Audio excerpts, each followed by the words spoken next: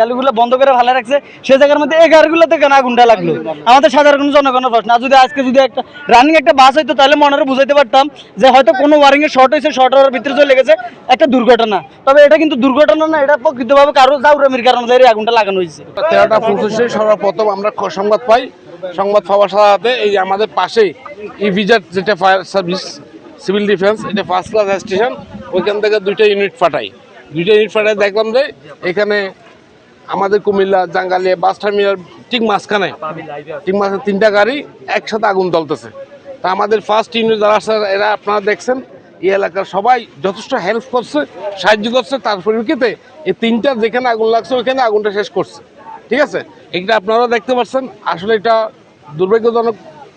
এটা পরবর্তীতে কিসের আগুন, কি কারণে আগুনটা লাগছে, এটা ক্ষয়ক্ষতি কত হতে পারে, এটা আমরা একটু বিবেচনা করে দেখে শুনে আমরা পরবর্তী জানাবো।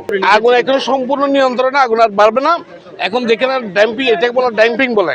স্মোক হিট থাকলে আমরা পানি দিই, এটা বলা ড্যাম্পিং, মানে ড্যাম্পিং আগুনটা নির্বাপন করা হয়। কয়টি ইউনিট কাজ করছে? আমাদের 2টা ইউনিট কাজ করছে। আমি অলরেডি সদর থেকে আসছে, আমি একটা ইউনিট আসছে, মোট 3টা ইউনিট আসছে।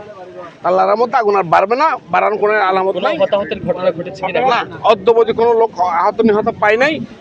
এগুলো আহত নিহত থাকার কথা না। এই গাড়িগুলো রানিং গাড়ি না, এগুলো বাস টার্মিনালে রাখছে। এটা গাড়ি নতুন কিনা, এটা পুরাতন কিনা, মেকানিকে কাজ করতেছে কিনা, কাজ করার সময় আগুন লাগছে কিনা, কেউ আগুন ধরাই দিছে কিনা, সেটা আমরা পরিদর্শন না করে অগ্রিম বলা যাবে না। 30 সেকেন্ড লাগানো আগুনটা চতুর্দিকে ঘুরে যেতে, কারণ আগুনের গাড়ির মধ্যে বিভিন্ন ইলেকট্রিক রং ব্যবহার করা হয়। ওই রঙের মধ্যে এক ধরনের তারফিন ব্যবহার করা হয়। এই তারফিনের কারণে কোনো গাড়িতে তো কোনো সময় আগুন লাগে, চতুর্দিকে ঘুরতে বেশিক্ষণ সময় লাগে না। সেটা আপনারা যারা অভিজ্ঞ তারা বুঝবেন। আর আমরা এখানে আসছি, আগুনটা নিভাইতেছে আপনারা দেখছেন, কিন্তু এটা ইলেকট্রিক্যাল কোনো মেকানিক কাজ করতেছে কিনা, নতুবা কেউ লাগাই দিছে কিনা, কি করছে না হয়েছে, এটা আমরা পরিদর্শন না করে, তদন্ত না করে বলা যাচ্ছে না।